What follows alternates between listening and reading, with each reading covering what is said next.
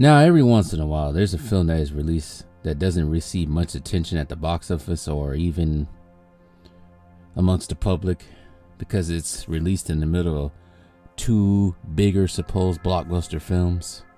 This November is not much different, but Sony released the horror film Thanksgiving. Now, I saw a couple commercials promoting it on TV, and I don't really even watch TV like that.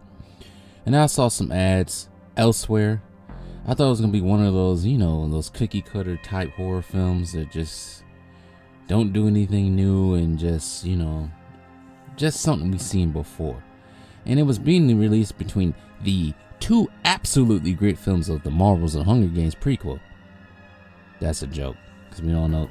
I'm not going to get into that. Anyways. But so far, this film, Thanksgiving, has grossed up to $12.6 million at the time this video is recorded. Over the weekend.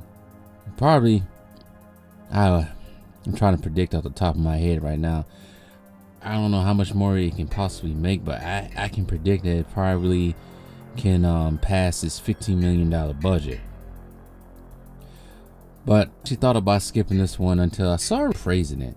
And I thought, why not? Actually, I saw a couple of reviews praising it. And I thought, why not? I will say, without spoiling the film, this has been the better horror films, in the past, couple of years now. It's more of a suspense film as well, with more twists and turns to the streets of San Francisco. This film is actually based on the, I think it's the mock trailer of the same name that premiered during the film 2007 Grindhouse by Eli Roth. It was actually the same person who filmed this film. Actually, it's not even Eli Roth. But yeah, this film, Thanksgiving, is directed by Eli Roth, so it's bloody. This marks the fourth time a film that has been adapted to a full feature film that came from Grindhouse, the others being Machete and its sequel, and Hobo with a Shotgun. It's probably one of Eli Roth's bloodiest films. One of them, not the most, one of them. But in this film, there were some kills that just, I'm not a squeamish type person. I don't mind gore and blood, but this one had me going like, ooh, ow, ooh. There were some awesome kills that I enjoyed, but to me, the dialogue, mainly in the beginning of the film, was too cringe and corny at times. They always tried to copy what young folk actually sound like in real life, and it just doesn't translate so well. But anyways, this plot has a lesson about Black Friday, consumerism, and the consumer as a whole, as people like to flood the department stores and malls for items that we don't really need, and the consequences when we go too far.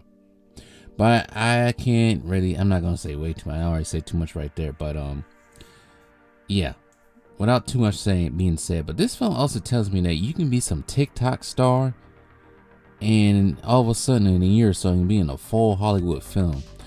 But talent isn't around these days with the younger generation. But anyways, these kids in these films, some of them seem older than high schoolers. Like, maybe it's just me, but I perceive these kids to be not high schools, but college age. But they were still in high school. They looked a little bit too old for high school, for me. But for the most part, I enjoyed this film. It kept the suspense, it kept me interested. Probably like I said before, probably one of the better horror films that have been released. It's also a slasher film. Probably the better slasher film of the two last Halloween films, because it's those last two Halloween films. You know what? I take that back. The last three Halloween films have been terrible and big disappointments.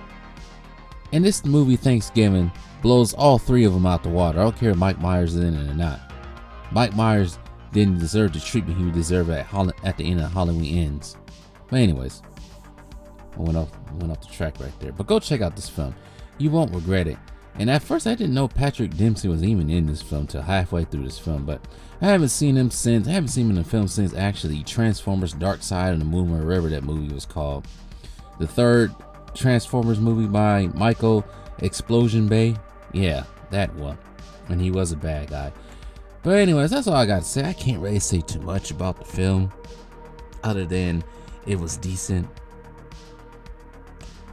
But it probably won't receive too much fanfare while in theaters. It's probably gonna be one of those things that are like an afterthought when it goes on Blu-ray. But anyways, go check it out.